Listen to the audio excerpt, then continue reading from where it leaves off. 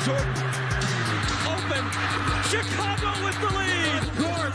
Batista with the catch. Oh! LeBron James with no regard for human life. Hand down, man down. Yeah, I can see how disrespectful he's being right now. No, I went to Temecula and brought you some dirt. Yeah, that's a technical. Mama, there goes that man. And welcome back to The Bounce on a special Friday night brought to you by Bite Size Sports. I am Kevin. With me, as always, is James, and we are joined by our dear friend Johnny NFL from the Necessary Roughness program right here at Bite Size Sports. John, how you doing, sir? Pretty good, man. Thanks for having me, guys. Thank you for coming, and thank you for rocking one of my favorite Kevins in the universe there on your jersey. He is. Oh, yeah. Just in advance, Justin Herbert will likely be here at some point, John, so be ready. I know you're a Timberwolves fan, but based on that jersey selection, you may be in the crossfire of some heat. Calling out. So welcome, everyone. We have, of course, an exciting slate of playoff basketball to bring to you. We're also going to talk about an unlikely coaching candidate and an even less likely trade offer. So hop into the comments, if you would, on Facebook, Twitch, or YouTube. We'd love to hear from you. The question for today is going to be one you've heard a couple of times. Based on who we have now, who are we going to see in the NBA Finals? Let us know throughout the show in the comments who you think is going all the way, and get your questions out to us as well, and we will answer them as they come up. We love hearing from you guys in the chat. That is what makes this show so much fun for us to do. Now, James, we have live action right now. We do. Miami, New York. What's it looking like, sir? Let me see. I had to turn the live off because it was blowing my stream up. It looks like I've got heat up 56-53. Is anybody else seeing anything different? That's what I got. Welcome, Nate. Yeah, I'm seeing 56-53. Bam's having a big game. Johnny, we were just talking about that. Yeah, super efficient. He was, 7 for 12 last time I checked. 7 for 14 now, I suppose. But, 19 points at halftime. Wild. Yeah, he is. Oh, it's one of those Bam playoffs. Yeah, it's one of those Bam games. What is coming hot? It's right out the gate. What is this? I love the questions. Except no. Now, longtime listeners know that the Bulls rivalry is well fleshed out here. You know, it's a bit one-sided. The Bulls fans hate me a lot more than I hate them. I actually grew up in the suburbs of Chicago, and I showed you guys my Eastern Conference Championship t-shirt not too long ago. So I don't hate the Bulls, man. I just told them that Tristan Thompson wasn't going to do anything for their playoff run back in the day, and they didn't want to hear it. But here we are. And also, they should have blown it up when Uncle Kev told them to, right? What are they doing? What all of this just to bring you back to me, or whatever Thanos said. But so guys, what's your take? I got 61-56 now. Miami, 6 minutes left in the third. We'll start with you, John. Is this it? Is it over for the Heat, or for the Knicks? The Heat moving on? I think so.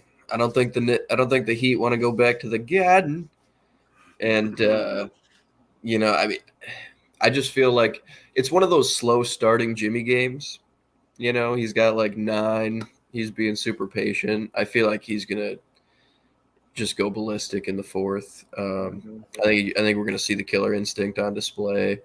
And yeah, when Bam's being this aggressive and hitting his shots, you know, all it takes is a random Gabe Vincent 3 or a random Strus 3 towards the end, in addition to that big old Jimmy and Bam run. And I don't know, I like that duo closing it out a little better than Brunson and Randall. At least I have a little bit more faith there. And yeah, I don't think they wanted to go 7. They had that 3-1 lead. I think they're ready to take it tonight. John mentioned Julius Randle, James, who is currently 3 of 11 from the struggling. floor. Bit rough. Do you have a different take from John, or do you think that the series ends tonight in Miami? You could ask me before the game, and I'd have said the same thing John said. I love the Heat to close it at home. They got Jimmy buckets. They got the killer instinct. The Knicks struggle to score anyway. They did have 31 in the first quarter. Good for them. Only 19 in the second. And Jalen Brunson having a solid game. He's got 22 and 12 shots, but he's got no help right now. Julius Randle's got 11 on 11 right there. Exactly. He's got 11 on 11 shots, 2 turnovers. Man, RJ Barrett's 1 for 7. He's got 10 points. He's 8 of 8 from the free throw line. Good Lord. What would you say to I saw this take on Twitter. The Knicks struggle so much offensively, particularly with, Hardenstein or Robinson in the game. How would you – somebody said they need to play Obi Toppin more. And, I think even at the guard or on the wing, they lack shooting, which is what gets you. Yeah. And they're good ISO players, but it's what gets you into so much Brunson and Randall ISO ball late in the shot clock. Even Grimes out there, he's not a non-shooter, but they're able to help off of guys like him too much, I think. Yeah, especially I would agree with that. Series, I don't know, and that seems like to be the only guy you have on the roster that with enough size to get away with it is Toppin, who isn't isn't knocked down by any means either, but he gives you a little bit more of that, at least than Robinson. I don't know. It's kind of a goofy roster at this point still. Yeah, go ahead, James. Go, bud. Well, then you look at Evan Fournier is a name that I'll throw out there, who's on that bench, who never plays anymore, who, again, not a sniper, not a dead eye, but he's a guy who can hit long-range shots. He's not a guy that I would want to leave open. Right. But he found his way into Tibbs' doghouse, and he's just not playing. Maybe I'm alone here, but I believe that Derrick Rose has plenty to offer a playoff team in the second round. He has not entered the game tonight. So it's just, I have beat this drum till it needs to be replaced. But, so it's well archived, my disdain for Tom Thibodeau's rotation, his inability to trust, and honestly, his inability to develop younger players. Because to me, honestly, if for your entire career you're only ever playing 8 players on your 12-man roster, I think that's a coaching issue. I think that either you don't trust players or you're not doing a good enough job with your staff to bring players up to where they're playing at the caliber that you need them to play. But this is the NBA. You should never be. They played 9 guys tonight, but McBride's got 3 minutes. So I understand every coach in the history of basketball tightens his rotation the deeper into the season or the deeper into the tournament. But when you're already starting with an 8-man rotation, you can't tighten things up anymore. And there's a reason that Tom Thibodeau teams like clockwork fall apart or right around this point in the playoffs. You very rarely see them get any further. Why is that? Because they've played more minutes than everybody else. They're exhausted. And when it comes down to it, they just have 2 guys that are playing 2-on-5 when they need points the most. So, James, go ahead. Sorry, I talked over you before. No, you're good. They just don't have the shooting. And that's a problem because Randall and Brunson are such ISO heavy guys. Like John said, those gaps are closed. Guys are there swiping on them all the time. I have always argued for Obi Toppin more minutes, which ironically he's 2 for 4 tonight. He's hit 2 of their 8 threes. Yeah, so in talk about floor spacing. 7-8 minutes or something. 7 minutes. Yeah. I know Mitchell Robinson's much better defensively, gets a lot more rebounds, but he brings no offensive firepower whatsoever out there. If they lose tonight, which I think we all expect them to, they've got to do something in the offseason to get more shooting. The Josh Hart trade was good, but there isn't a guy out there where I'm like, ugh, don't leave that guy open. RJ Barrett's not a great shooter. It's tough, man. They're playing up against a team very similar, like toughness for toughness teams, and Miami's dogs are just a little bit better. Yeah, it's like all their best shooters are better off the bounce Mm-hmm. Yep. at a certain point. Like it's Shameless plug. Like I did that. yeah, there you go. Thank you. Yeah, it's just a little it's kind of a wonky roster construction still, but it's gotten you this like Yeah.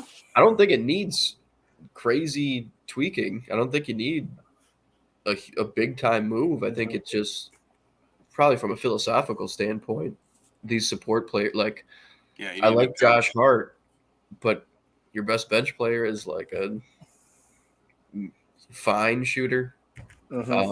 Kind of gives you everything else, but I don't know. I think you just got to round that group out with some better shooting, and all of a sudden, like this team's a real threat late in the season. I agree.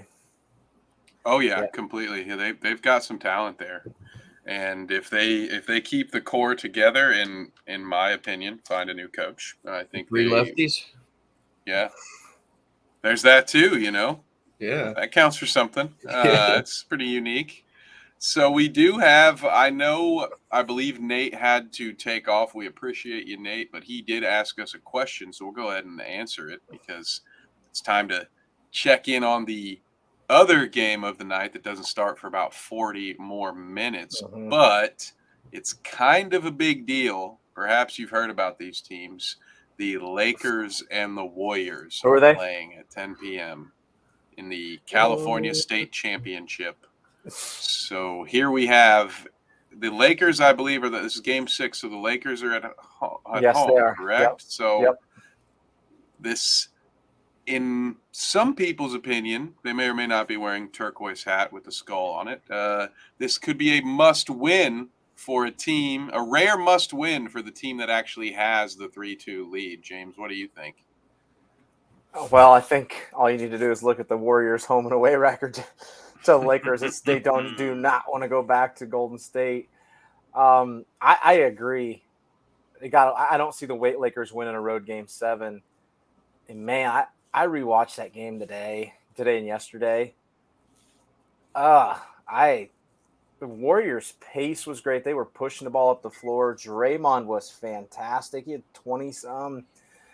Was doing the things he does, but wasn't being an idiot, wasn't talking to the team, like he wasn't being stupid. Clay struggled again, which is worrisome. I don't know how. I'm interested what the Lakers do with Anthony Davis because their defense is all over the place. They're switching some, they're not switching. When the Warriors get him out on the edge and get him out on the 3-point line, they're killing him because he's not in there patrolling the paint. So I don't know what they do to fix that, but they can't let him. I don't think they can do this all switching. I don't like it. They started setting those screens a little bit higher last game. Mm-hmm. It seemed like, and like, yeah, you drag Davis out there, and I mean they were funneling everything to him defensively. For most of this series. What do you have? 9 blocks in one of the games last series. So good defensively. And he's so good help side, but all of a sudden they're putting him in the action and they're taking him so far from the basket, and now all of a sudden, you can actually get some good Clay cuts. Like when they run everything from the wheel or the nail with Draymond kind of facilitating, I feel like that can play into that Lakers defense a little bit more. Like they might be running pick and roll like 90% of possessions tonight. I don't know why you would. They are. They've gone to that. They've gotten out of those split cuts with Draymond in the middle there because, like you said, it sits Anthony Davis right in the paint and they can't get anything at the rim. Like everything's getting blocked into the stands. They're doing that Curry, whoever pick and roll, dragging him out to the wing to the top of the key, and it gets. Curry's been a madman in that. Yeah. Like that's created some scary stuff. It gets the ball moving, gets him away from it, like gets AD out of there. That's been their go-to. But it also, I think, has inversely affected Klay Thompson because he's such a natural fit in that motion offense. And you just mentioned the cutting to Draymond, dumping it off to him. He's not getting those anymore in that ball screen offense. I think it was JJ Redick was talking about that today, how he thinks that's the big thing. And it's like, actually, that's probably right. Yeah, he said something about I saw like a short or something of that too when he was talking with Nekias Duncan and Steve Jones or something. I think that guy's it's a pretty regular name. I think it's Steve Jones. But yeah, he said that's kind of a shooter mentality kind of thing. Getting a layup, getting an easy one out in transition or an easy one off a cut. All of a sudden it makes those weird one-legged, 20-footers or whatever that he hits feel more fluid and more natural and come out easier. Because you're right. At this point, if they're fully committed to just dragging AD out, Clay's just spotting up. It's just that's tough. But like, they got away from the retweet. Yeah, doesn't matter if it's round or it looks like an egg. Looney around a lot though, so I'm curious to see like the back and forth of the like game to game, and especially a series like this. Like I'm curious to see how much they use certain bench guys, because like Poole only got like he's 14 or something the other night. Like Gary Payton, not coming off the bench, obviously he's been great. Yeah, he was an absolute menace that last game. Yeah, they look good for waiving that failed physical now, don't they? I mean, I knew it, James. I think we at this show knew it because they're just trying to such get a great fit out the of first time around. Yeah, it makes you wonder why they it had to be a money thing, but why the heck did they let him leave? Good question. It had to be a money thing, right? They knew it too. Like the second they did, they were like, "All right, trade deadline." Yeah, they went back. They went back and straight. They're like, no, you do not get to leave. We're gonna come back. Come on back. Oh my god. I mean, he looked. Oh, he's a menace out there. He looks healthy too. He had a decent. What do you have? He had 13 points on 5 shots. Like 1 of 2 from 3. He got fouled. They had a dunk early. That was big. Yeah, Draymond had 20 on 11 shots, 10, only 4 assists. He had a low assist night. Curry 27 and 8. Wiggins was the big one, 27, 7 and 5.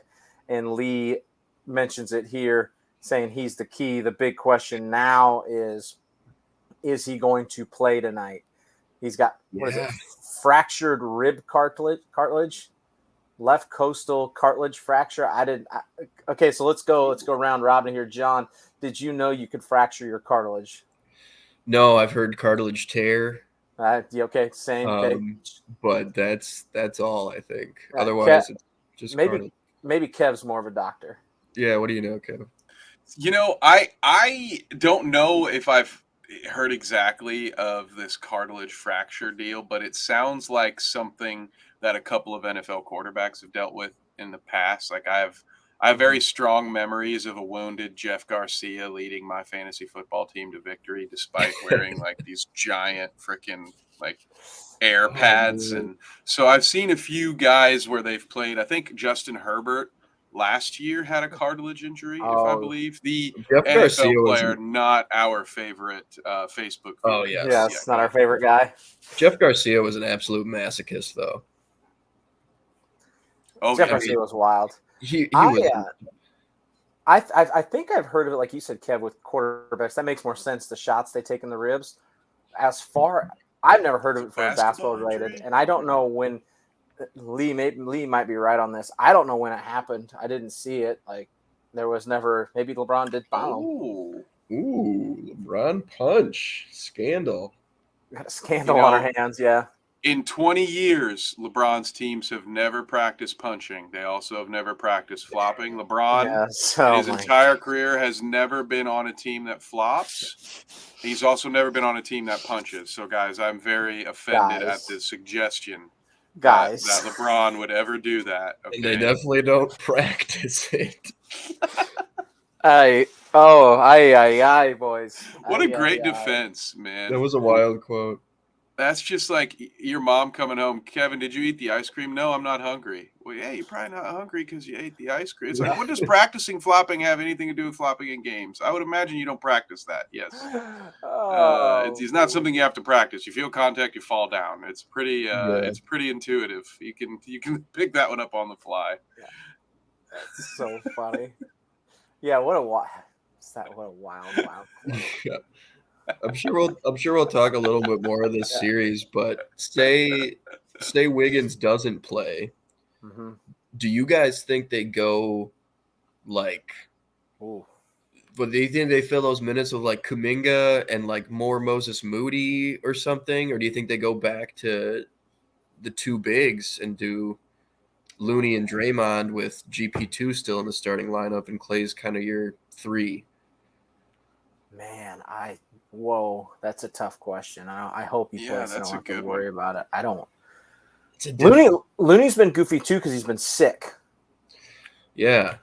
So he should be a little bit better tonight. So minutes should be better for him. Why I don't think the traditional two bigs has worked at all for him. But I don't. Are you going to flow? Like you said, are you going to flow more minutes to Kuminga, who's never proven it? Moody, who did have one good game that was Michael Green. Moody's been in and out. Yeah, and otherwise, you got DiVincenzo down there.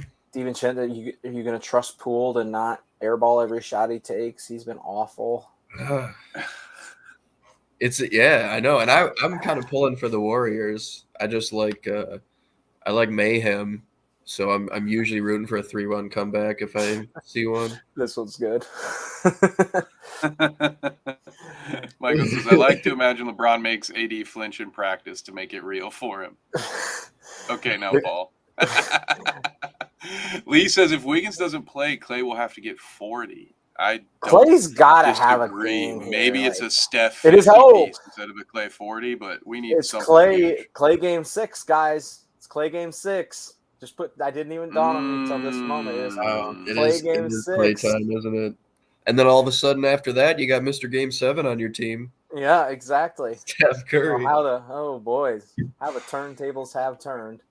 That Corgi, man, could be Corgi. spot on.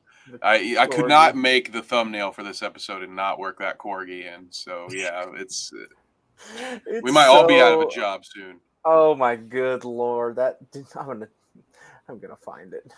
I have to find it. If you guys haven't seen it, yeah, it's the Corgi. I think it's a pretty common TikTok thing. I don't know if it's always the same dog, but they had the hoops at the bottom of the stairs. They throw a basketball, the dog hits it, and whatever basket it goes in, that's who wins the game. And so far, down to the 3-1 lead, they had Warriors in 7. Lakers 3-1 lead, and then the Warriors made a comeback. So that dog could make a lot of FanDuel and DraftKings users a lot of money. Here we go.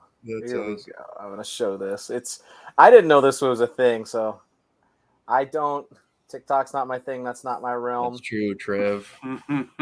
But this old Corgi right here. Here we go. I'm excited. There we go. The myth, the legend. It's like a whole. Oh, have you not seen this, John? No, I haven't. Oh, it's great. What? Some wild music. The music not as great, but there we go. 2-1 Lakers. 2-1. Kind of sounds like a Corgi 3-1 Lakers. music.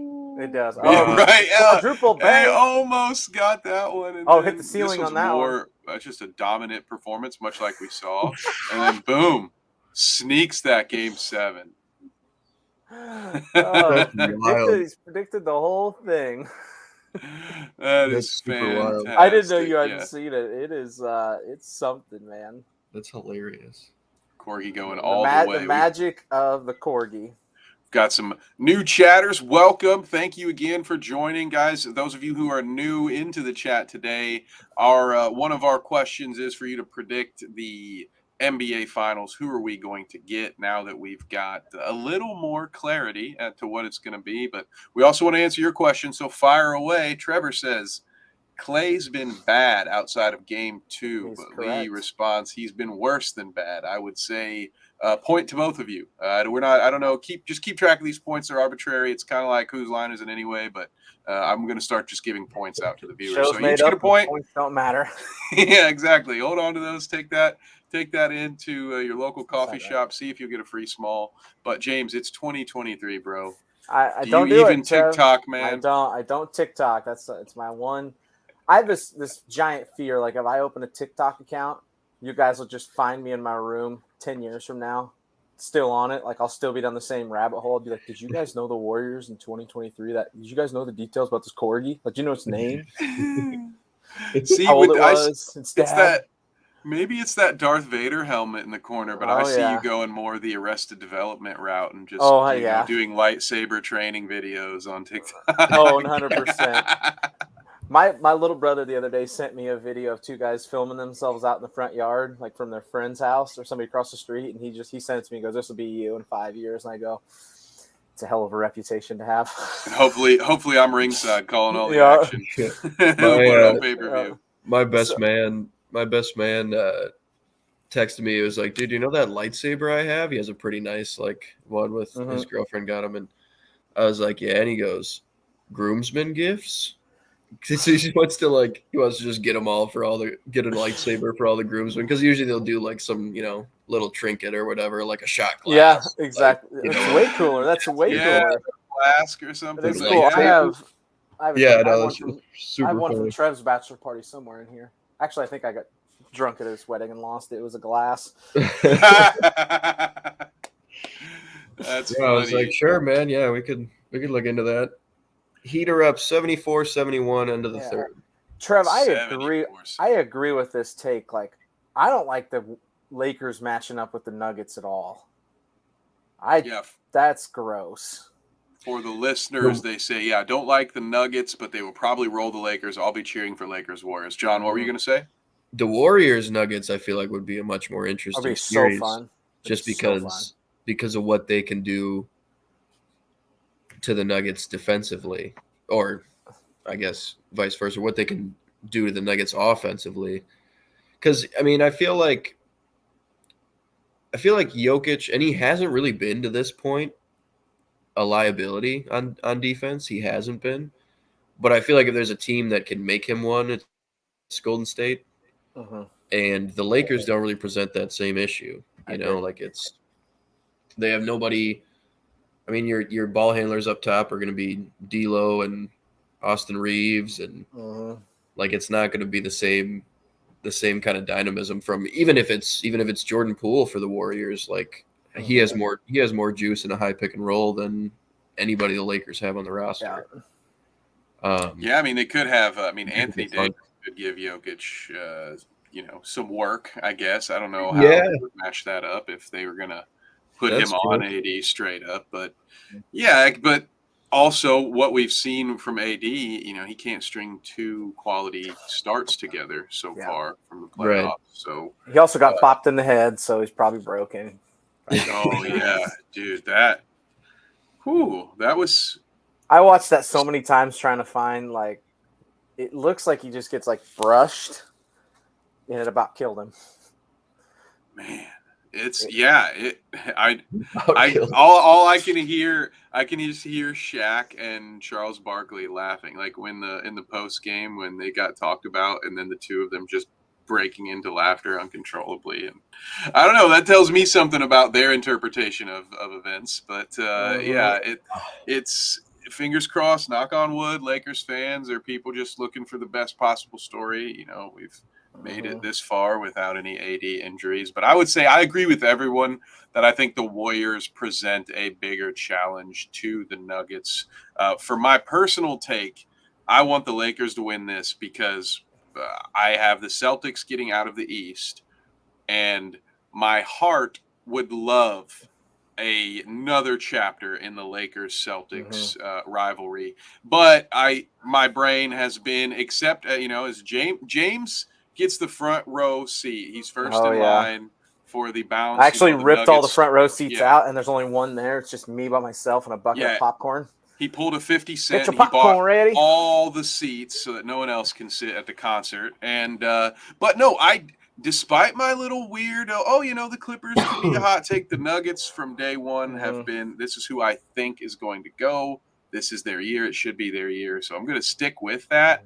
But I will absolutely love a Lakers Celtics NBA Finals. And if you're thinking to yourself, "Oh, enough! We've seen that too many times. It's been over a decade since we've seen it." And it's one of the most storied rivalries in NBA history. And I think this grouping of players, it would be so cool for them to have a chapter in that story when we've got not only LeBron on one side, but then the Jason Tatum, Jaylen Brown, who knows, seems more and more, I hear ridiculous trade rumors at times, but I'm always hearing rumors about these two. So I'd love to see them make their part of this story. So you know what? We talked about that trade. Before we pivot into some other series, I am just going to bring up this horrible trade idea that we saw and then used for marketing material this week. So thank you, Fox Sports, for that. It's something. Yeah, so I'll lay it out for you guys. We've talked a little bit about the Warriors, Jordan Poole and his struggles. We talked about the Celtics a little bit. We're going to talk about them more a little bit later. But one Mr. Colin Cowherd suggested the following trade to fix the Warriors and the Celtics problems. And it goes a little something like this. Jaylen Brown and Malcolm Brogdon to the Golden State Warriors in return for Jordan Poole and Andrew Wiggins. Now, before I ask you for your opinions, I want to also mention that in that same segment, he kind of calls Jason Tatum out for not being an alpha and then compares him to Andrew Wiggins. So I am confounded. My brain hurts. It's mind-boggling. You're confuzzled? Yes, I find it hard to form a cogent simile right now, because how do you compare a guy in one sentence to this other guy and then say, but if you trade them for each other, then it'll work? So I will pause. What are your thoughts on this trade? Would either of you make this move? Are there any tweaks to it that might make it make sense? No. A lot of picks. Well, he checked Spotrac. I'll give him that. If I'm the Warriors, I'd financial sense.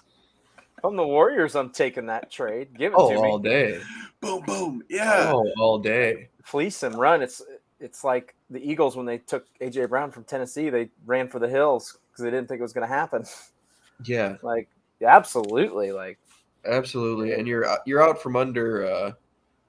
You're out from under the Poole extension too. However you feel about that. Yep. I mean, it's a lot of money. Highway robbery for a guy coming off the bench most of the time. Who kind of made that money as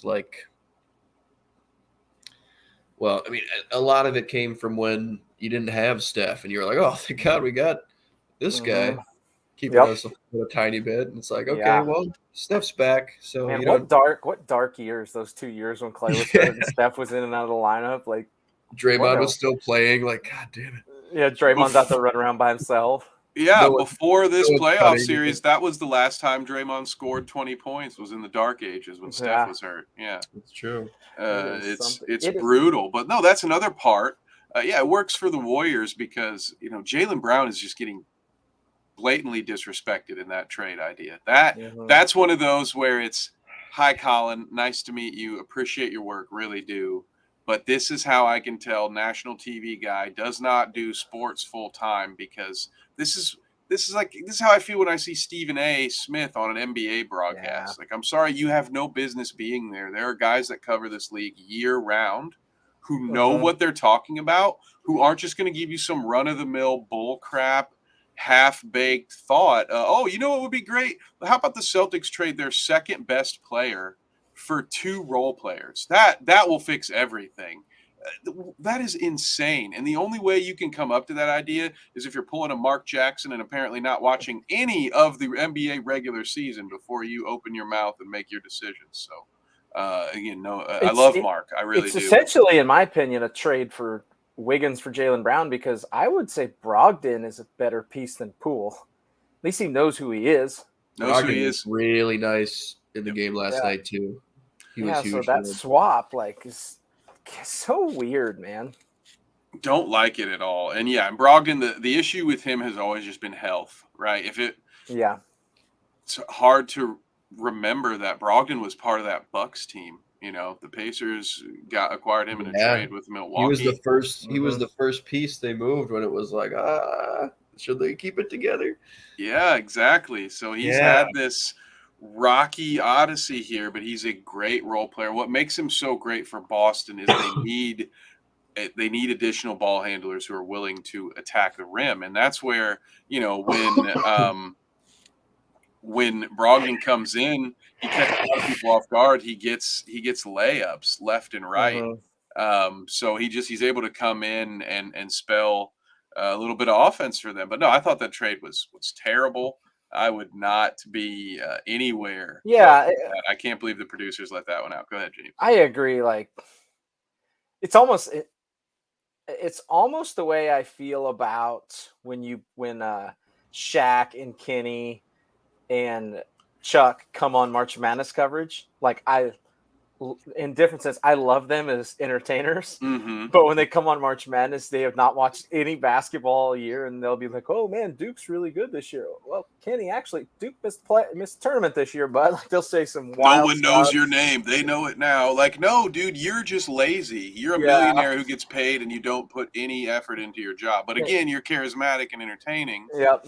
So that's what I put in our Discord. I said, these guys are so good at being bad at their jobs. Because make no mistake, they are bad at their jobs, but they're so charismatic, we don't care. That is their job, right? Isn't that what Cowherd and Stephen A have become, is these guys that just make outlandish takes and then fight to defend them, and that's what it is?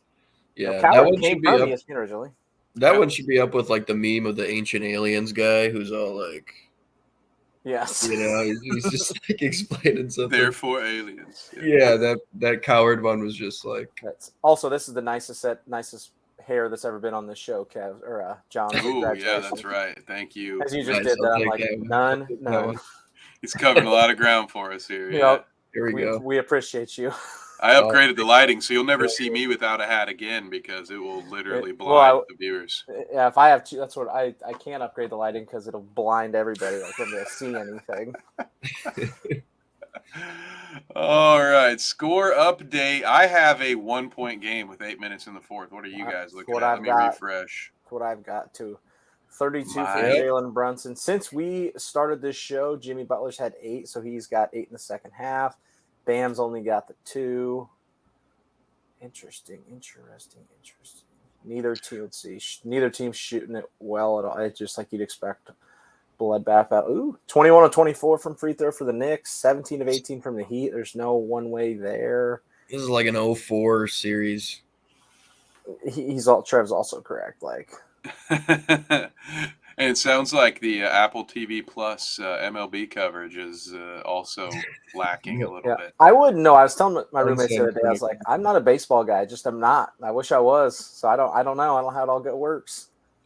I'd love baseball. Here's the thing: what happened for me with baseball is I was raised a Cubs fan. So in 2016, the Cubs of all teams won a World Series, and I had to have a little conversation with myself at that time and say, "Hey, Kev, this is it. This is the pinnacle of your fanhood. Like, sports will probably never make you feel as happy as they do right now because you never believed this would ever happen. They were down 3-1. I had been set up for discipline. And I'm the pessimist fan. James know this. The listeners know this. I'm not the glass is half full kind of guy when it comes to my teams. I'm the expect disappointment so you can never be disappointed kind of guy. So I was like, wow, this is it, Eureka. So my baseball interest has waned year over year just because I know it's never going to bring that back. At this point, the only thing that's ever going to get close to that is a Pacers championship. And, if I ever tell you guys I believe the Pacers are going to win it all, I've been replaced. Look for my clone. But, so it's hard to say baseball when you can't watch it. Yeah. Yep. Trev, I do know one thing, that the St. Louis Cardinals are absolute hot garbage. They are terrible. My roommate is a Cardinals fan, and it's all he talks about is how bad they are. It's not coincidental that Pujols retired and they're not any good anymore. It's not coincidental. It might not be coincidental that Wilson Contreras came over. Maybe he was just a spy all along. Yeah. Maybe he's been a secret the secret deal the Cubs had. You know what? Go to St. Louis, but the announcers are the best though in baseball and all the sports. Like, they still sound like they're from like something that aired in 1957. Like, they're like, and there's a deep fly ball. Like, it's like a completely different cadence. It's super entertaining. But yeah, it's the only sport that I think, or at least I think it's the best sport for radio. Like, baseball above all else is the baseball sport on I can radio listen is to it. awesome. I'd almost prefer it. I used to pitch and I like watching pitching, so that's cool to see. But it's almost better on the radio for like because it's pretty slow paced too. You don't have to be like, oh, pass to the top of the key, and then like it's just like, all right, Yeah, exactly. Top Yeah, swing to the right, swing to the left, and block and dunk. yeah. Oh, you dunk on the other side. Dude, What's that for? Yeah. I hate basketball on the radio, and I get it. I mean, to me, hockey, don't even bother. Don't even bother trying to. You've do got to it like, on a hockey you can't game. miss Well, a. hockey's hard to watch on TV. I've always said this, like, I don't think I ever got into hockey because I can't watch it. It's too fast. I'm mentally too slow. My brain is too slow. Oh, heat up 6 now. Heat up 6 now. I think Struce just hit a 3. I did have the game live going, but my internet was like, "You are not actually going to do that, bud." It was like I was playing on a Nintendo 64. Does not compute. Blow up. Let's see. We'll take a little look here. There's 7 minutes left in the fourth. I think just to prep you guys, I think the next topic we'll go to.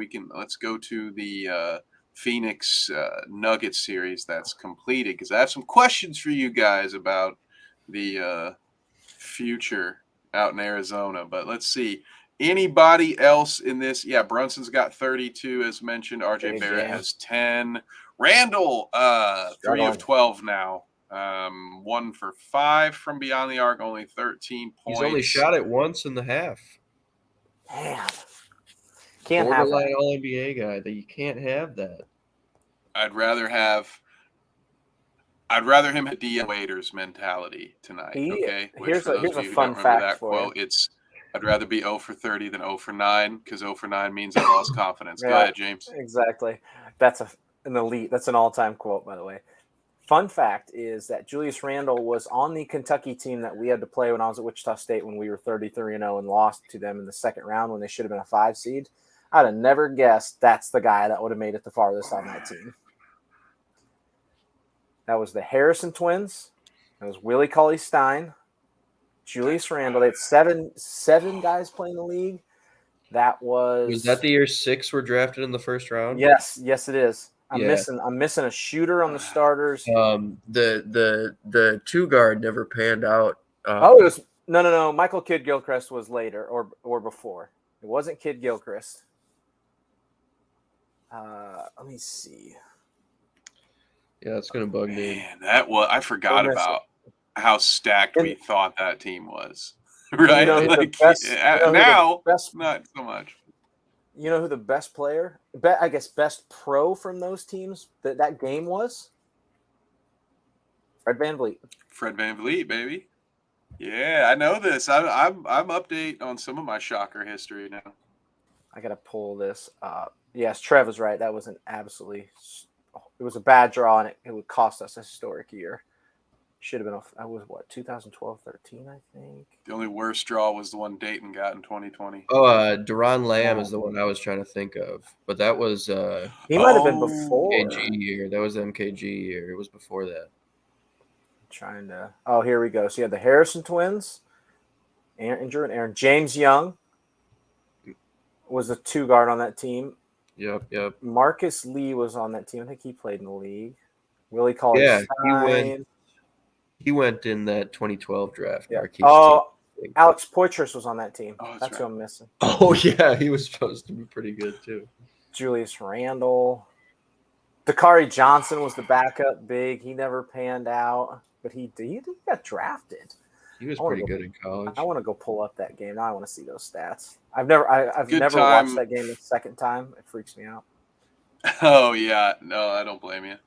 Good time for me to remind the folks at home, though, to subscribe with the notification bell turned on if you want to hear us talk about this year's crop of draft prospects, because your guy over here in the top left corner is an editor over at The Last Word on Sports, and we are currently rolling out our 2023 NBA draft profile. So I have the inside scoop. I am getting the experts. They're feeding me the info. All I have to do is check the grammar, So we will be bringing some of that info to you and hopefully getting some of those guys and gals to come back like Kayla and talk with us about the upcoming NBA draft. So you can be about as prepared as you were for the NFL draft. Because, guys, listen, I know it's a different sport, but all 3 of us were a part of that mock draft. And I should say, for those that missed it, we did a pretty darn good job. I would say. Yeah, At we nailed picking like that first round.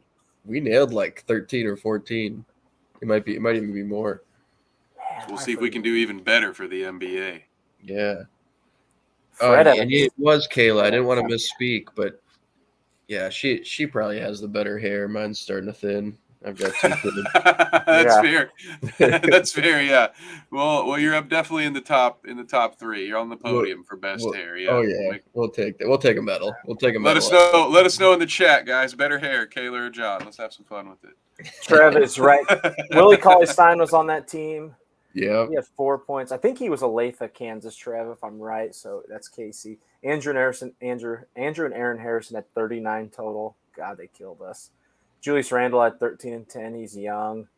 Fred had 4 points that game. No good. Cle Anthony Early was the best player in the game. He had 31. Cle Anthony Early. Yeah. Jesus Christ, that's a name pull. Gets there. Yeah, there's a throw. But gets drafted and then strip club incident. Oops. See you later. Wow. Mm-hmm. Yep. Ron Baker, 20 points on that game. That was I just got so many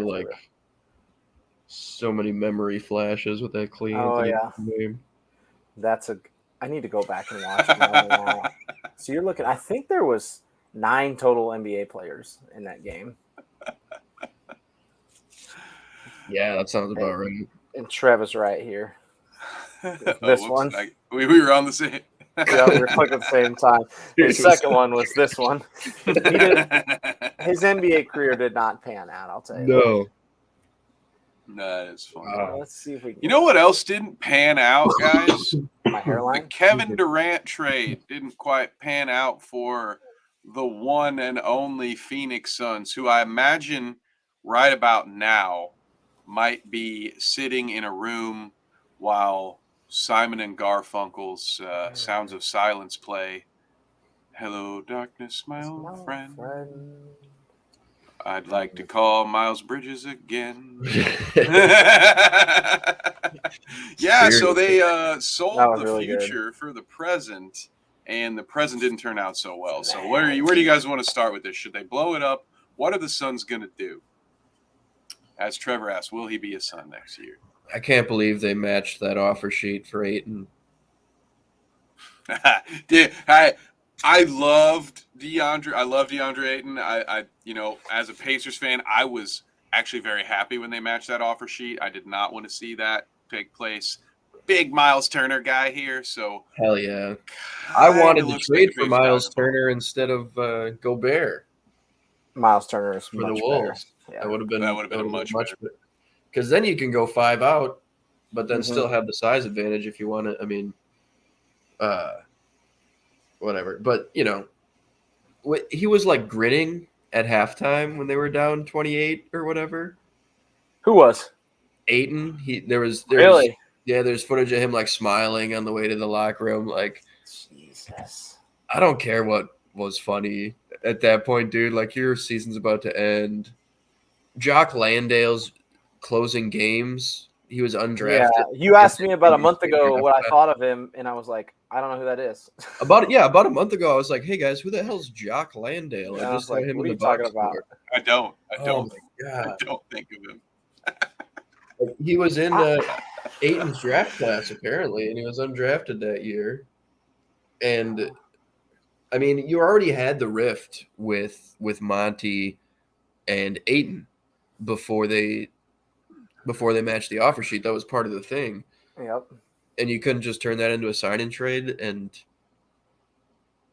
get. I don't know. I mean,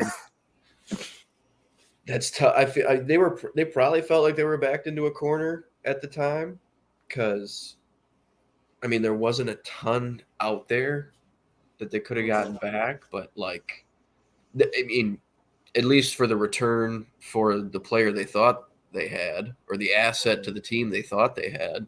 Yep. But like, you think about last night, Nuggets Suns just last night, like, feels like a forever ago. Missing Chris Paul and DeAndre Ayton. Do you actually think the outcome would have been that much different if those two guys played? Because I don't really think so. Not last night.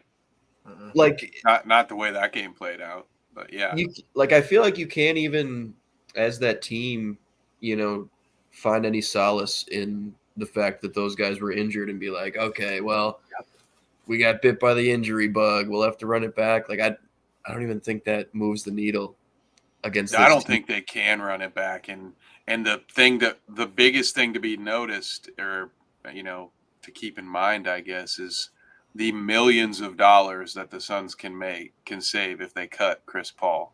I think it might be in the 40s. I can't remember. It's a significant amount of money if they cut him by July. It'd be hard not to be honest. I think he's the one. I think you've got to get younger. Like, he was just a shell of himself this year, and he was hurt all the time. Like, you got to get all due younger. Respect, when you can get more out of Cam Payne than you can get out of Chris Paul, it's time to move on. And Cam's very inconsistent. That's his thing, because he'll score 31 one night, and he was a pacer, right? When he drafted 10. that. Cam's been around, so I can't remember where he was drafted, but he's been. I think he was out of the NBA at one point. I think he played overseas.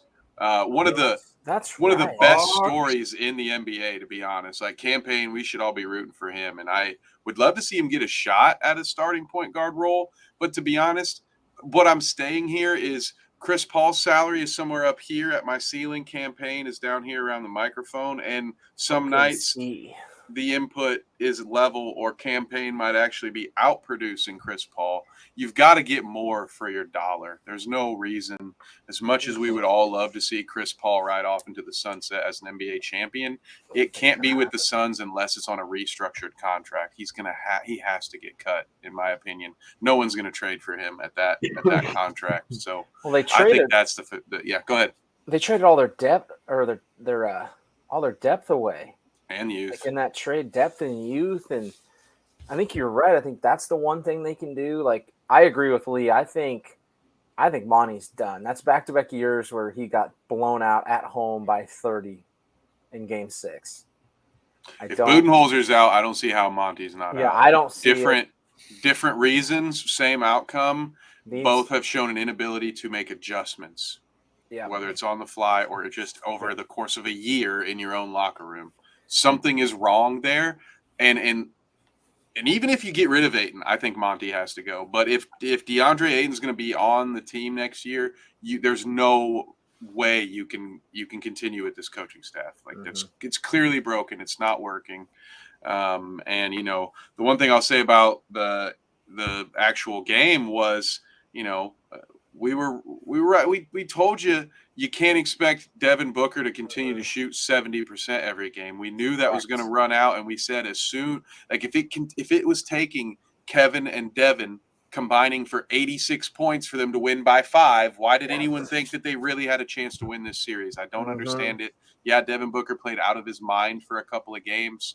Then he fell right back down to earth, which again has been sort of one of the knocks on him as well. I think at a certain point he's got to hold some accountability here. It's been a long time, but we're talking about a guy who, gets mad when he's double teamed in practice. We're talking about the guy who made the Raptors mascot get moved from under the basket during the COVID era. When there was one person in the arena, he couldn't deal with one person trying to distract him from shooting a free throw. The guy is soft between the ears, and it's a problem for Phoenix. That's just my opinion there. For our viewers out there, we were warned that might happen. The longtime listeners know. It's Sean, our dear friend Sean, who will be back in the fall, is the biggest Devin Booker fan. He actually, if he were here, James, we wouldn't have needed Google because he's a Kentucky fan. He would have rattled every player off on that team. And so he became a Suns fan strictly because Devin Booker is his guy. And so we have a long history of me not giving Devin Booker any slack whatsoever. And then Sean, calling me out when he does well. That's so funny. I just who's the leader gonna be when Chris Paul's gone? Go ahead. Yeah, you got to get younger at point. You got to get more depth, and then the question becomes: do you keep Ayton or do you try to trade him? And if you do trade him, what can you get back for him? That's the question. It's gonna be draft picks and a salary dump, right? It's gonna be hard. Yeah, this is tricky. This one's so tricky. Because is he are contenders going to be in the market for DeAndre Ayton? Because like, not when they see those clips of him just deciding he doesn't want to get rebounds in a playoff series. right? Have you seen those clips where he's out of bounds looking up at Jokic and someone else battling for a rebound, and it's, dude, you're a max guy. And then he'll come back the next game and he has the 3 offensive rebounds on the first play. And what was that, game 4 to tie? That's the thing. Like when he wants so it, annoying. This time last year and early when they made the Kevin Durant trade, I was the one, pounding my desk saying you guys are not giving DeAndre Ayton enough credit. It's not a big 3. They have 4 here, include DeAndre Ayton. Or if you want to call it a big 3, get Paul out of here because he's the old man who can't really do much. When anymore. they were making the graphics and he wasn't on there, yep, you were all over that. Like, I'll give you credit. But now it should never be. And listen, I am a guy who played this sport for the love of it. So whatever, take what I'm about to say with a grain of salt. But when you are an $180 million on your contract guy, you should never be a good when he wants to be guy. You should be a good is my absolute floor and great is my expectation, every single day. It shouldn't be, oh man, we shouldn't be hearing words like potential when it comes to DeAndre Ayton anymore because his paycheck goes to say that like anything potential wise, we should be talking about, oh wow, look at DeAndre adding some range to his game. Like he should be polished. He should be what we all expected him to be going into the playoffs last year. And something happened in Phoenix. Something happened to him.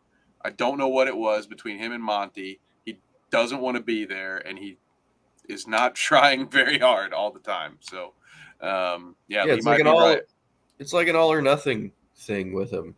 Like it's, which is funny because that's like how the contract negotiations were, because it's like, well, no, I'm a max player and it's, there's this much money that I just, and there's no wiggle room there. Like if they were to get any flexibility from that contract, then maybe it's like, oh, well, DeAndre had an off night. We were able to kind of fill some other holes with that extra salary. But now it's like, oh, no, like we paid him the most we can pay him. That's exactly.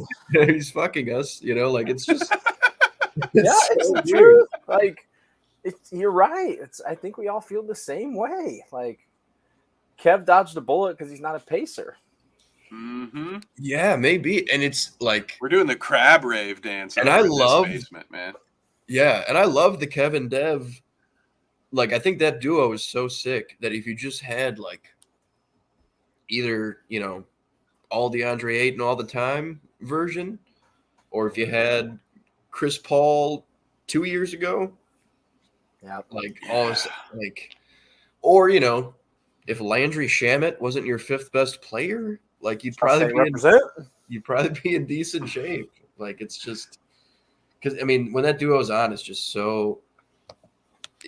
Well, you talk about the redundant skill sets.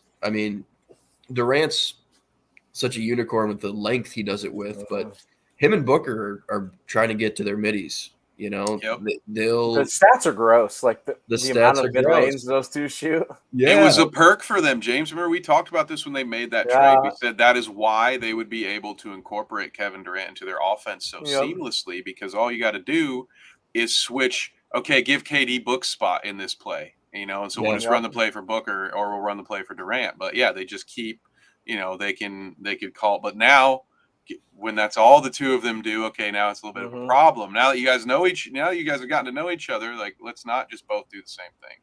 Yeah, like we're gonna ISO or we're gonna run, we're gonna curl super low off these pin downs and hit one at the elbow. Like some of the shots KD gets to and takes and hits are unreal. Same with Booker, but like they're wild. But yeah, like you can almost just run a symmetrical set and see who gets the most separation and just be like, all right, well, pass it to Booker this time. Just like you were talked about, like if Booker doesn't have the historical efficiency, like they aren't even in the series. Yeah, it's unbelievable. Mhm. But that like kind of makes me think of the coward thing with breaking up Tatum and Brown. You know, they're the same type of player, and you know they do the same things. Like there's positives and negatives to that because Mhm. now, yeah, you have two guys who can ISO and get you a bucket. You have two guys who can get to these super difficult mid rangers with Jalen and Jason. You have two guys who can get into their step back game. You have two guys who can attack the basket at an elite level. Mhm. But with Jalen and Jason, like Book and KD have been fine there. But with the Boston duo, you've also got two elite defenders on the wing, you know, which I feel like was, you know, Coward isn't even thinking about, No, you know, when no, he's they coming didn't up with write this that part statement. for him. Yeah, right. Because then No. you bring Poole over, all of a sudden you got no problems. Okay. Yeah, well, all of a sudden you have yeah. no defense. Yeah, and then you just it'll be great. Well, you mentioned we started talking Celtics, and it felt Oh, like a okay. good time to transition because Justin Herbert is Yep. in the chat. Just a Garnett fan, Herbs. Yeah. So yeah, we'll give you a chance to explain yourself. He is a Wolves KG5. fan. KG5. Listen, when he got out of Minnesota and won a championship, I felt like maybe I could get out of Minnesota and win a championship. So I Hey, got the listen, jersey. people didn't understand why I rooted for the Diamondbacks when Mark Grace won that championship. And it's like, you don't understand, man. When you come from a cursed franchise, you're rooting for the guys who got out. Like, go get Yeah. one. Go get us Mhm. one. Garnett got here when the franchise was 6 years old. You know, Yeah. there was no lore, you know, there was nothing was here before, and then all of a sudden brings us to relevancy. Conference finals more recently than the Sixers have been to a conference finals, actually. Oh, no. Why do you do that? So, you know, we got the playoff drought and all that, but yeah, you know, brings us to relevancy. We fail him. At that point, I'm glad he left, and he gets a big one. So Oh, it's all in good fun, man. It's Oh, all in yeah, good fun. had But to. yeah, that's great. Yeah, so we've got a what he says, Harden goes for 30 plus on Sunday. So there's a Big prediction game. from Justin. All Yeah, I right. think it is about time Harden has a good game. I was just doing the math. And it says regardless if we win, it seems like it's time for Doc to go and maybe Harden as well. So and then Harden's Really, getting like Harden's finally kind of like settled in, and he's like, I'm Ready. in. It's the team. You know what I mean? Like, except that he wants to go to Houston. yeah, I think that's why. I think that's why he's doing that. that's Like, weird. have you guys ever put your 2 week notice in before and then noticed how those are the best 2 week? Like sometimes Yeah, he's trying to set I've had himself up. 2 week notice periods where I'm like, dude, maybe I shouldn't quit. Like I actually like it now. And it's like, no. It's just you've been relieved of the burden of thinking that this is permanent because for some reason as humans, like we sometimes can't escape that our present is Yep. not like our eternity. We can't see that, okay, I'll be out of here. This doesn't have to last forever. So I feel like hey, oh my God, you guys, I'm going back to Houston. They're going to give me everything I want. I will run that organization. If you guys remember, John Wall said some very interesting things about what the organization was like when Harden was there. So he's like, I'm going to go back to where I can be the boss. But in the meantime, hey, look, I'll be a team player. Why not? We're here. We might win one. I'm definitely not winning one in Houston. I love that. Calm down, Dante Culpepper. And game time to Philly. If we That'd be don't cool. advance guarantee, and if oh my God, I'm on record as saying I want him out of. I don't want to see Dame Waller, whatever the word is, just die up there in obscurity. He needs to be in the playoffs. I need to see Dame in the playoffs. And James, he has a real life. He has real friends. He doesn't lose sleep over not winning this or not making that shot. he's a rapper too, dude. He's a rapper. No, he had a whole quote like that, and I was like, dude, I get it, but you're a max player. You're one of the best in the league. Like, I get your off seasons are fine, but like during the season, don't you want to just Don't you want to win something? Or Dude, I have a real life too, and if my team's not winning the championship on my 2K my career, I'm demanding a trade, my dude. What's going on? Yeah. Trevor with the live in-game update. Ooh. Flagrant foul plus layup has the Knicks within 2. Heat by 2. Heat by 2, 14.4. Oh, unless boy. Trev's ahead of us. This is when we need. So, I think future state potentially for this show, James, once I can get the bandwidth to go with it, I would love to simulcast on playback and YouTube at the same time. Flip this in. Like, this would be a perfect time to turn it live. This would be a perfect time. Yeah, because honestly, with only 14 seconds, I would probably just screen share our playback screen real quick to the YouTube folks. Like, listen here, guys, you got to want to go watch the rest. You got to come join us. But for this one possession, we'll give you a little taste, That'd be so perfect. That'd be so cool. Big news, by the way, which we get to benefit from. So I am going to pull up the banner. Well, you guys feel free to interrupt me if any updates come from the game, because that's much more important. But playback.tv/bitesize sports. That's our room. That's where you can go watch NBA games with us. And a big, huge announcement from the folks at Playback TV. They have officially become partners with the NBA. So in the short term, it means actually less access for us, because we're going to lose access to games that are on TNT and ESPN.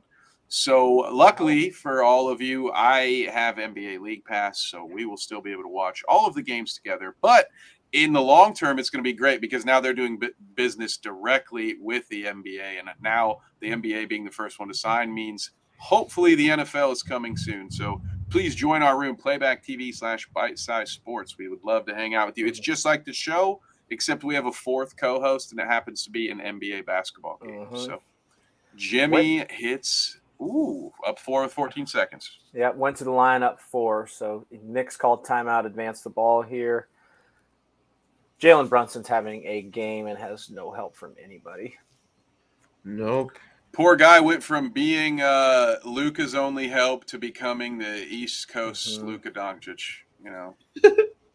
Poor guy. Just imagine if his dad didn't work for the Knicks and he had stayed in Dallas. That. What could be, not that they had, that might have just saved Jason Kidd's job or something, but I don't know that they need some massive overhaul in Dallas like that. Those two were so good that it made their horrible offense and just terrible coaching look not that bad. Don't get me started on Dallas. It's a shame. Yeah, Brunson, these look like 07 LeBron stats. He played 45 minutes. Oh, wide open corner 3, air balls it. Who was that? Oh. Next most minutes is Randall with 36. He goes for 15 and 11 on 3 for 13. Oh, James, did the Knicks need a 3 in a clutch game, and did they find out that there was no one on their team that could hit that shot? I'm trying to figure out who shot that. It was awful. It was a hell of an out of bounds play. They got wide open in the corner. Thibs drew up a great one for the right corner. I don't know who shot it, though, but it was awful. Sounds like it could have been me from here. They missed the rim. It wasn't even – who was it? They have 3 players who didn't attempt a 3 tonight. The Knicks do. Hartenstein, Robinson, and McBride. McBride just the 3 minutes, but obviously the bigs are no threat outside. And then like you mentioned, Obi's the only one. Yeah, and then there's secondary pieces in Barrett, Hart, Toppin, and Grimes, I guess. I love the Hart trade. Those guys are a combined 4 for 18 from 3. Whoa! Quentin Grimes took that 3 and missed it. Did you just say 4 for 18? Poor Quentin. Trev, so, yes. Basically everybody but Brunson and Randall were 4 for 18, and Randall was 1 for 7 as well. Brunson was 5 for 10. 14 for 22 tonight for Brunson, 41 points in 45 minutes. No help. Wow. Heatles. How about the Heat are going to the Eastern Conference Finals? Wow. Unbelievable. And while we're talking about the East, we do have a question here from Justin Herbert. He asks who we have Game 7 Sixers Celtics. So now that we know that the Heat are punching their ticket to the Eastern Conference Finals, which is still a little surreal, who do we think is going to be facing them? I've said for a while now that I believe whoever wins this Boston-Philly series will be representing the Eastern Conference in the NBA. I still believe that to be the case. Sorry, Miami. But, John, we'll start with you. Who advances to the ECF?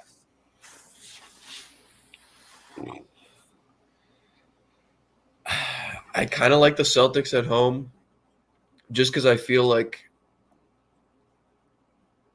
that momentum swing of the Game 6 win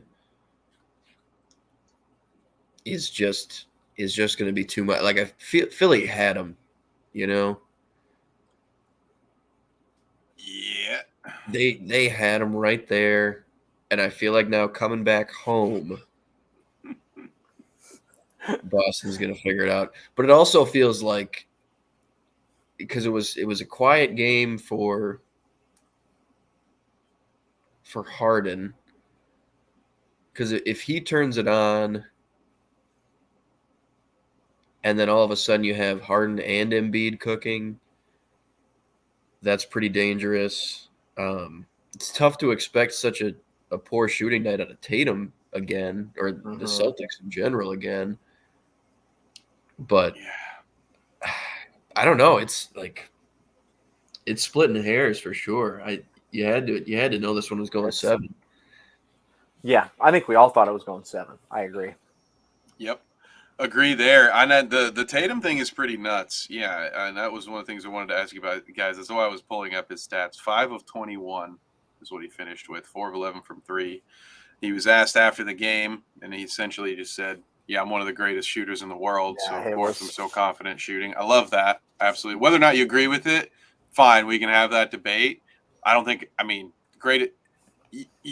From a certain point of view, you could say that anybody in the NBA is one of the greatest shooters in the world, right? You could say that. Of course they are. There's only 32 teams. Yeah, let's go. But yeah, I expect, because it's not just been one bad night from Tatum. He had 2 poor shooting nights to start. Like this has been 3 games in a row where Tatum has had some struggles getting the ball in the hoop.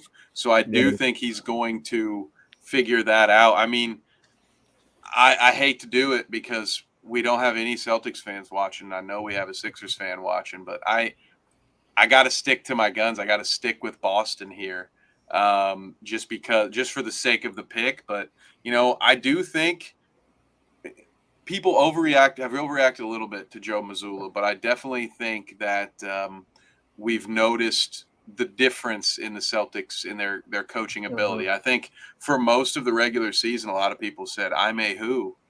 These guys don't need him. Yeah. But now we are maybe getting to a point in the playoffs where, maybe they did need him, or at least maybe I can say it. This might be a better way to phrase it. There was a lot more value that Ime was bringing that I don't think was given proper credit up until about now. And now on Twitter, I'm seeing Joe Mazzulla can't handle it. He's not made for this, yada, yada, all that, not stuff I was hearing at all previous months. So give me the Celtics in an absolute nail biter. But I also can't help but, it's the James Harden effect, right? Like it's a game 7 and James Harden is playing. I would love to prove me wrong, please, Harden, please. And I do worry about the Celtics late game execution. Like it's not been good. Like at what point does Brad Stevens grab an expo marker? I mean, he's still in the building. I tend to lean to Philly. I'm going to give Justin Herbert his due here. I love Doc Rivers in Game 7 over Joe Mazzulla. He's getting out coached. I know it's in the Garden. It's going to be wild. Tatum's struggles worry me. I know he's one of the best. There's the Game 7 Harden, like he's on his 2-week farewell tour. He's trying to extend it out. I got to keep my GOAT status. I couldn't risk that. I'm a man of the people. I like Philly to get it done on Sunday. I'm glad he said it was Sunday. I thought it was tomorrow for some reason. I assume that if the Lakers Golden State goes 7, that's Sunday as well. Then yeah, we could get 2 Game 7s on a Sunday. That'd be wild. Ooh, Yeah, my mom is gonna be pissed, dude. She thinks she's got this whole day Happy set Mother's Day, aside. Mom. Where are we going, Kev? Well, we're going Barbecue to Wild Buffalo Buffalo Wild yeah. Wings, yeah. Or Buffalo Wild, what did I say? Barbecue Buffalo Wild Wings. I kind of want to go to Barbecue Wild Wings. Maybe we can Yeah, they're find probably that. Also, pretty yes, good. you guys want to start that up? Yeah. Yeah, right. We could start Bite that. Size Sports presents Barbecue Yeah, Wild let's Wings. go. I mean, listen, with a name like Bite Size Sports, it's only natural that eventually we get into Yeah. food. Exactly. That's next to come. Oh man, so we have, I like that idea. I like the take about coaching. James, you did bring a good angle to it. So yeah, That's the Sixers, one that worries Celtics, me. whoever makes it, they're winning it. They're going to the finals. I will say that. So we'll know that if your boys do pull it off, Justin, you'll know immediately that you'll have me for the next round because I will be saying Philly, Philly, Philly. But Bam's played Embiid pretty well. I was just gonna say, will there be sort of a ghost of Christmas past feeling for the Sixers playing the Heat? Will they be worried about it? But yeah, I'm still gonna take whoever wins that one. And yeah, dude, Game 7 Sunday sounds phenomenal. I am just gonna be very sad. My poor mother. I moved all these shows around so I could have a Mother's Day, and then the NBA's like, hang on though, but Game 7. I mean, literally, hang on, guys. I got to pull this down. Look at my freaking thing. Look, it says Game 7's rule. Yeah. Yeah, I'm really torn right now. Okay, I'm in a glass case of emotion. Mhm. Lakers out the gate quick, 8-2 to start the game. 8-2. There we go. So I'm getting 9-5. I believe we got to all 4 of this. Now I can't even say remaining series because one has been ended. One has ended. Yeah, We all said we thought the Heat would get it done. Yep. And it was neck and neck at that time too. So we weren't just. I got 11-7 Lakers. So curse of the bounces. We've got 11-7. What do you guys think I know we talked about earlier, is this going to go 7 or is the Lakers going to get it done tonight? Give me the Lakers. The Lakers are getting it done tonight. That's what they need to do. If they don't get it done, it's over. Whoever wins this game wins this series. So give me the Lakers. Warriors. I agree. Come out to play. Oh, I think so. I think it's the Warriors on the road tonight. I really do. Trevor's Clay has making hit a it 3 on Twitter. Oh no! What's he gonna do? This ain't Tuesday. What happened? We could Twitter for like an hour. Which is a good time. Hey, like you said, it's not Tuesday. So if you want to hear more of John's takes about all things NFL, you should be right here, right where you are right now, watching us on either Twitch, Facebook, or YouTube on Tuesday nights. Necessary Roughness with John, Michael, and Nick. And occasionally, some of us other knuckleheads, we like to pop in and mess things up too. So what's up with this Dalvin Cook news? And plus, it's part of, for those of you who are new here, it is part of our offering on these nightly shows. We will cover some breaking news.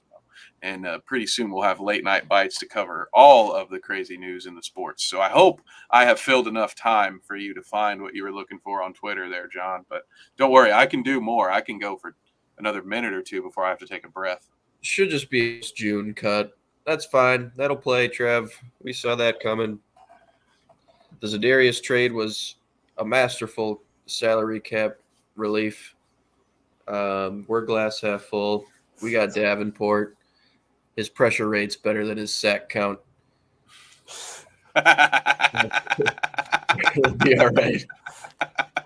We'll be tied, and then there'll be 2 at you 2 will be standing at the first place podium, and then I'll just be alone at third. It'll just be second. Oh wow, That's Lakers! right. I've got Lakers 18-7 right now. They are screaming Jiminy right crickets. Is this where you guys? Shot that'll do it. They've missed more free throws than they missed shots. I would 6% say from the field. If we get another Bronny Walker game, we could be in trouble. Yeah. Right. See, this is the stuff where my pessimism kicks in because we talked about this. I think I might have cursed LeBron the last time we were on, James, where he was hitting He was hitting a bunch of threes early, and I remember saying, "Uh-oh, that could be fool's gold," because you remember what happens if he starts to hit them early, he'll just keep shooting them all night. And so I don't know. 18-7, it's great. It's good to get out to a run, but I don't know. It's weird to say this, but I'm almost less comfortable against a Warriors team up 9 to 12 points than I am if we're just neck and neck the whole time. Because if we're neck and neck the whole time, then that means like they probably have been on some of these. Like if you have a double-digit lead, that just means the run hasn't come yet. You know what I'm saying? Like that just means they have one more run and you haven't faced that wave. If you're only up 2 or 3, chances are you faced a few waves and you're still there. So for me, these big leads are very scary, in my opinion, against the Warriors early. It ebbs and flows, and the really scary thing is Curry and Clay are combined 1 for 4 from 3. Curry's 0 for 2. Yep. See, it's all so setting up. That means the makes haven't come yet. Yep. Exactly. Yes. Yep. No, this could be some of that fool's gold again, guys. So yeah, Trevor slapped it. Get your money on the Warriors. That's what I'd do. Oh, nice. It's all flowing today. Good news is it's Friday night. I'll actually be able to watch this game. I know. I'll fall asleep on myself. We won't have to check the highlights in the morning. Sixers Nuggets. That's what we got here. Oh, whoops! You clicked at the same time. Here we go. That was me. Yep. You might be right. A cool storyline. That'd be a cool MVP storyline. Yeah. I'll take that. Right? Really if I can't get Celtics, really cool, Lakers, give me Sixers Nuggets. I'll take that. No That's love equal. for the Heat in here. There's just no good. Well, the Heat. For the Heat getting to the final, I guess, is the story, but like it's a good story if they get there and then if they win. But it's not. There's not two halves to the story, right? Like, there's nothing about. Yes. I guess what would be okay. I guess Miami versus the Lakers then, right? Because then that's a bubble rematch. Am I right the bubble that? rematch. Yeah. Yes, that's the bubble rematch if you get that. So then there's a story. I mean, shit, guys, this is what we do. I'll find you a story. Yeah, but, I wonder. Some of them write themselves. I wonder what the status of Tyler Hero is going to be, if he's going to have a shot. Do we know when that series, if Game 7 is Sunday, I wonder when that series starts. It was a 4 to 6 week prognosis? Yeah. Or 6 to 8? 4 to 6. 4 to 6. Okay. And that took place in the play-in, right? Right. No, it was either the play-in or the first game of the first round, I think. First game against the Bucks, I think, yeah. Jess is always going to find a way to get that March Madness in. He is. I like it. Let's see. I'm trying to find one. Always the Owls, baby. Okay, we've got. I think it's next Wednesday. So that was April 16th.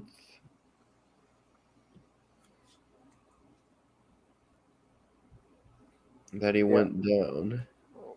So it'd be May 17th, I believe, is the date. I think that's Wednesday. Yep. That's when it would start. Man, that puts it right at 4 weeks. Yeah. So it's not out of the question. You know, depending. His hand's broken, so it is really all dependent on did it heal or not. But it's not impossible. It's not impossible, and then we're really every other day at the least. Yeah, 17th, 19th, 20th, 21st, 23rd, 20th. Game 7 would be the 29th, which would be about 5.5, 5 3/4 weeks. Like, it's pretty close there. Yeah, that is. Man. He would definitely be back for a finals run. He would for sure be back for the finals run. He'd give him some much-needed shooting, man. But, I mean, they've proven they don't. Like, do they need him? Yes. But can they win without him? Absolutely. No, yeah, they just find – I mean, they find that it's like they don't need this on-ball creation kind of scoring. Mm-hmm. Just the way they play ball, they're just like, hey, listen, we'll get the shooting from somewhere. You know, the roster's deep with undrafted shooters. Yeah, you know? Struce, Duncan, Gabe Vincent, it's so goofy. Their roster is the goofiest thing ever.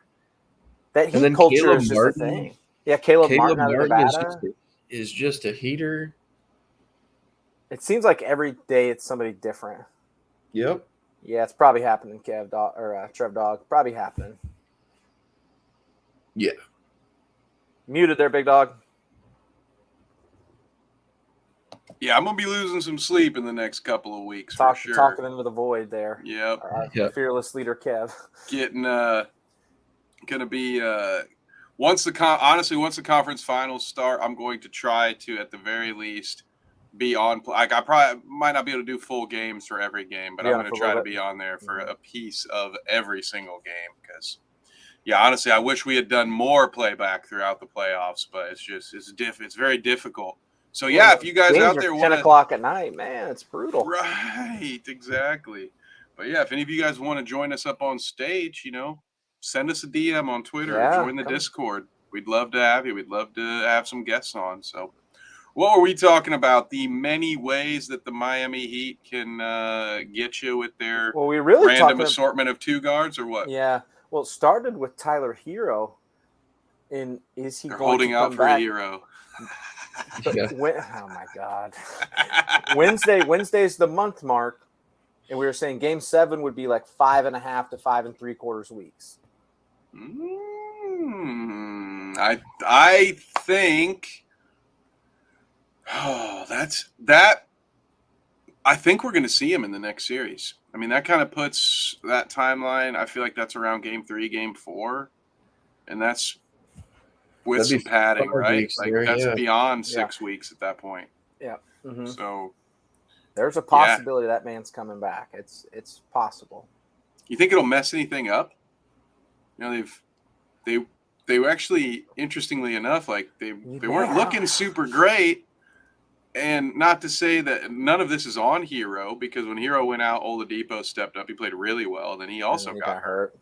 But it's been working the way it is. You bring a guy like that, a volume shooter like that, you add him into the mix. Guys like a Vincent, like a Strus, who they're not getting the same volume. They're not getting that opportunity to get in that rhythm. And then, so maybe are you going to bring all those guys down? And then is Hero going to be able to replace that? So it'll be interesting to see how many minutes he gets. Mm-hmm. And you're talking, he's been out for, you're right. It's a thing. You don't know. It's interesting. That's an interesting thought to have. It is a thing. I feel like it might throw things off. I mean, right? Yeah, like James and I were just saying, like right now it's such a the offense is so it flows so well, and it's almost like it doesn't need or fixate on any type of on-ball shot creation. Like there's Jimmy time, sure. Mm-hmm.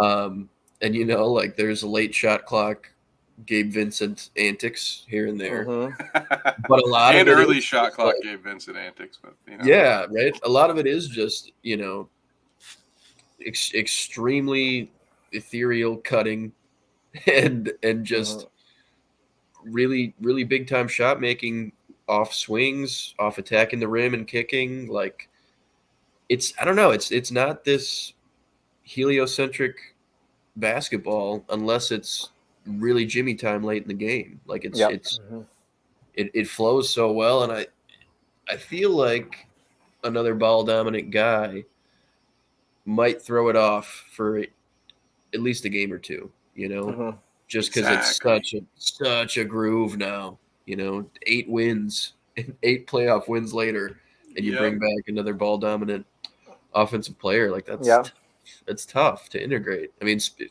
anyone can do it, Spo can do it. But man, that's true. Oh, yeah, saw it at the same time. I never thought they should have got rid of Jimmy Buckets anyway, but he ended up in the perfect place. Yes, he is Heat culture. But you picture having Jimmy instead of Tobias Harris. Yeah, they chose Tobias Harris over him. And then however else the roster plays out from there, like that was another.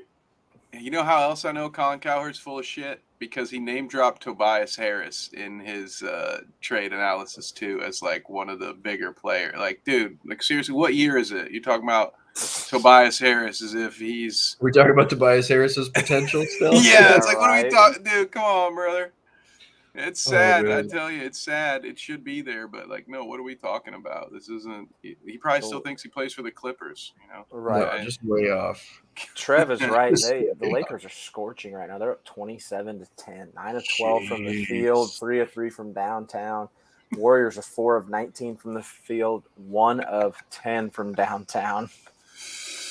Ooh. Yeah. Trev hit the money line again. Yep. Yeah. Trev, it's higher now. It's got to be plus 300. Yep. Wow. I mean, that would legitimately shock me if I'm being honest. Lakers are 3 for 3 from downtown. Yep. Justin's calling the Tobias Harris redemption Tobias arc James starts Game Sunday. 7. I like it. Trev, line's plus 330. You know what? No, I'm not gonna do it. I've thought about it. If I throw a couple bucks on, then either way I win. I either get the prediction right for the show, I can tweet about it, or I make $8 because I play very low stakes gambling, guys. That's how you always win, even when you lose, because it's like, oh yeah, I'm not sweating that. Next day I totally forgot about that stupid bet that I lost. Right. All right, Steve Kerr timeout.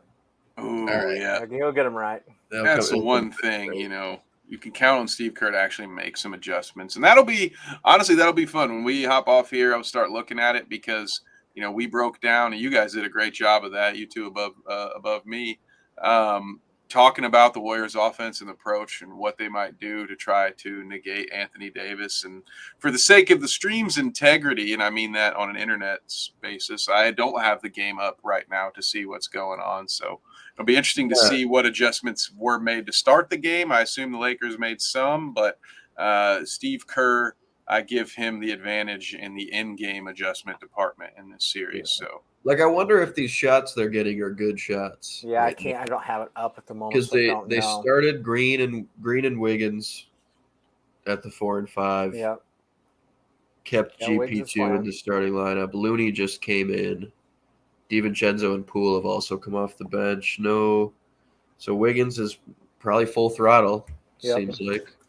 Yeah, he's played all 7 minutes. So Yep. Man. I'm interested to see the pace must be not as good. Draymond Clay must not be pushing as good. Clay's not looking good. He's 1 for 4. 1 for 8. Yeah, Jesus. He's been bad, man.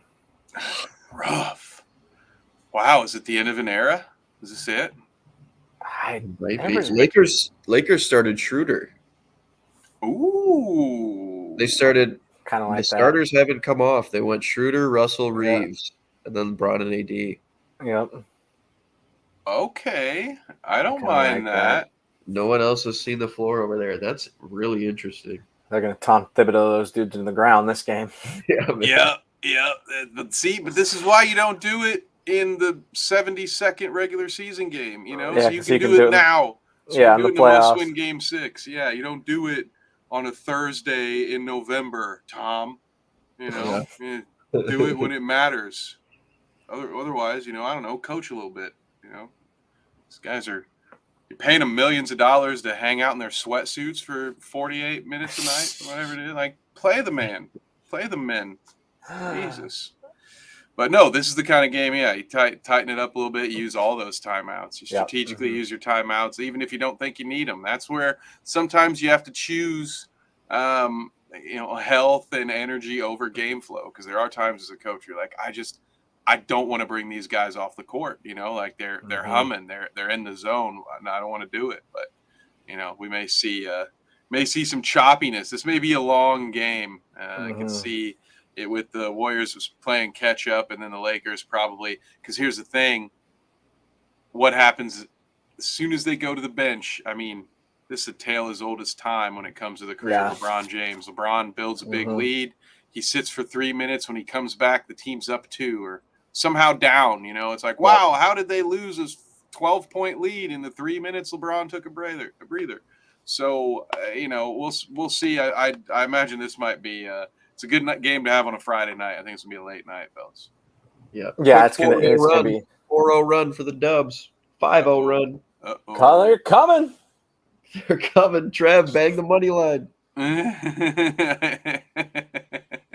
Oh man.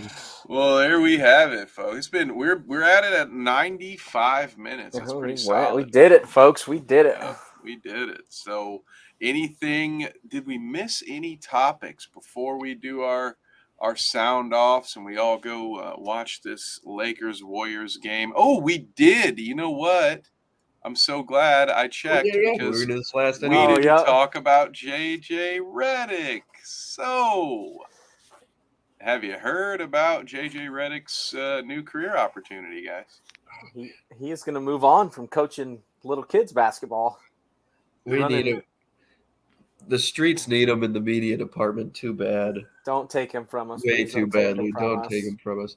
He might be fine at it, but listen, there are 40 guys who deserve an interview before JJ. Yes. And and they are interviewing everybody right now, I'll tell you that. Right. But I don't necessarily think he would be bad. He's pretty fresh off a playing career. Mm-hmm. Is he going to command a locker room? I don't know. That's the interesting thing about his position is that, yes, exactly. He'll have the players' respect because every morning on ESPN they sit him in between Tweedledee and Tweedledum in Stephen A. Smith and Mad Dog Russo. And so he's already a smart guy, but you put those two on the side of him and he looks like a freaking, I can't even think of a good analogy for it, but he looks like Albert frickin' Einstein compared to those two when it comes to NBA knowledge. So, and he calls it like it is, and he doesn't participate in a lot of this, pantomiming for the crowd, making these bad takes. So I do think he has the general respect of the players amongst the league, but did he do enough, or does he have enough knowledge to have their respect when they're down 20 at halftime and it's time to listen to what coach says, right? Like, I'm sure they all respect his opinion. They'd all sit on a podcast with him, but will they take direction from him? And I think he has to go earn that somewhere else before he can do it in the NBA. And that might just be the opinion of a Colts fan who, hired Jeff Saturday off his couch.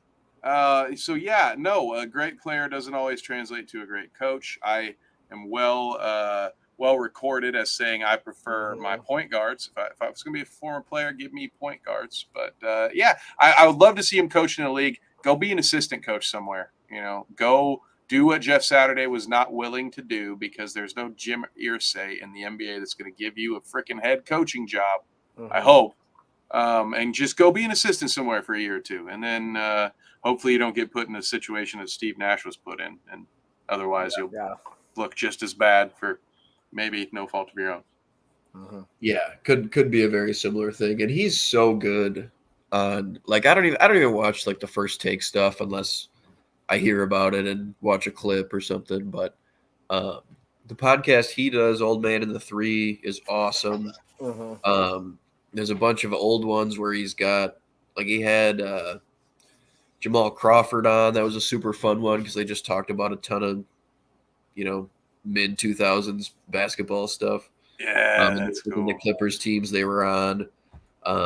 Anyone from those like 2013 to 2016 Clippers, those are always super fun. And yeah, he brings like the actual former player perspective to the media department, to the podcast world, which is something I think would be sorely missed if he went into coaching. And even his national media stuff, calling games is awesome. But like you see similar stuff with like Draymond's thing a little bit, but he's still playing, so it's a little weird. Like, it's like, how did you watch that game? I don't know. But JJ's perspective is always super cool, and I think we'll see more players get there. but like he usually kind of a breath of fresh air, whoever he has on when they're just talking ball, and it's not like, wait, what about the legacy of this player? If that like Yeah. they don't have to Yeah. do that shit, they can just talk about the games that happen because that's entertaining already. Yep. Yeah, exactly. It's a novel concept to Yeah, think right. that you can just provide value and entertaining, and you don't have to just spit bogus hot takes out one after another to keep viewer retention. Yeah, right. Novel concept, guys. I don't know. Right. Keep all of that hocus pocus away Mhm. from this place. That's not what we're about here. Yes, sir. Yeah. The lead is only 6 points as we near the end of the first quarter. Trev should have pounced on it plus 330, bud. You missed it, Trevor, already. Ooh, what a wild ride it's been. So Yeah, Steph's got 10 all of a sudden. Missed his first like 4 shots. Yeah. There we go. He's up to 11. Yep. We're cooking with gas. Only 1-3 though. Only 1-3. Listen, I'm starting to think that alleged curse of the bounce was just us taking our Yeah. rookie year lumps in the regular season. We did. We took some lumps. Man, we've been singing since the NFL draft over here on this program, and I don't know, maybe it's just the NFL rubbing its magic over here on us. But man, look out! But let's start our goodbyes, because maybe by the time we sign out, the Warriors might actually have the lead. So No kidding. we will have the guest, of course, go first. So John, where can they find you on the interwebs? You can find me right on this channel on Tuesdays, Necessary Roughness, talking all things NFL. And then usually Thursdays, sometimes Wednesday nights on Minnesota Sports Talk, just talking about the Vikings. And then maybe nerding out about other stuff on here. Who knows? Yeah. Ooh, yeah, that's on our second channel, by the way, Dweeb. That's with 2 Ds. Check that out. A now proud partner with Bite Size Sports. That's our little brother channel, we'll call it, where It'll be back. James, We'll be doing John, soon and here. I, we just talked about Star Wars for a couple hours last Friday. So Yep. go check that out. Like I said, it's Dweeb with 2 Ds to start. So we have more podcasts coming. I watched Guardians of the Galaxy 3 twice. Yeah, did a little podcast on it. Did talk to Lou and Kelsey about it, our other friends over there at Dweeb. So yeah, we're more than just sports around here. So make sure you check out. We got a lot of stuff. James, where can they find you other than at a damn showing of Guardians 3 sometime in the next week? Kev, well, you're not going to be able to find me. It's going to be tough to find me these days because I've got this. This came out today. And I bought this one. I lost my chair. This one, I'm still playing that one. And I bought this one. God. I bought this one just because I wanted to have it. You know, I have a system that can play it. I'm just gonna nail that one into the wall. Yeah, I was just for looks. No, this weekend you won't find me anywhere because I will be locked up in a hole playing Zelda and Jedi all weekend. But I will be back next Thursday at 9:00. We will be bringing our Star Wars show back at some point. We haven't figured out the details of how we're going to do it all yet. But every Thursday at 9, Schmeitz06 is all my social media. And I guess for the rest of the night, I'm going to be on my couch seeing if Golden State's going to pull this off or not. They did not take the lead. They are only down 5. They did not come back and take the lead. So haven't done it quite yet. Yep. Well, thank you all for joining us. Of course, you can find me on all major socials at KevNevick_. I am with James every Thursday, 9 p.m. Eastern. I am also every Tuesday, a little bit before the bounce. You can find me on the Hall About Sports podcast, where I co-host for Megan Hall, a Colts writer for the Indy Wire. Or maybe it's Colts Wire. I think it's Colts Wire. Anyway, it's USA Today affiliate. So, yeah, you can check us out there. And, of course, I also write and edit NBA and NCAA articles for the Last Word on Sports. Join our Discord. We put the link. There's a comment in there. Go ahead and find that. We had it on screen at some point. Join the Discord. It's basically like a podcast, but throughout the day. You know, you're having a hard time getting through the workday. You just want to make jokes. You want to make fun of Mark Jackson's terrible MVP votes. You know, you just hop on the Bite Size Sports Discord. You just throw a screenshot in there, and we just start talking. You know, it's a great time. You can talk about voter fatigue. You can talk about your favorite NFL draft outcome. Hell, we have channels for every sport, not even just the major ones. We have stuff to talk about every sport. Go hang out with us on Discord. Subscribe to the Twitter so you know when we're live anywhere. And that's it. I'm tired of pitching to you. I'm sorry. Thank you for sitting through that. Do the Warriors have the lead yet? Just before we go, do they have the lead? They're still sitting on the bench at the end of the first. They don't have it yet. They were close. Well, God, I did my part at least, guys. I can only fill so much time. I'm not completely full of gas, but until next time, thank you all so much for joining. Shout out to all of you in the chat. Trevor, Thank you, Justin, guys. Lee, all of you. I'm sorry the guys that I missed. Nate early on. We love you. Appreciate you. We'll see you next time. Goodbye. See you, fellas.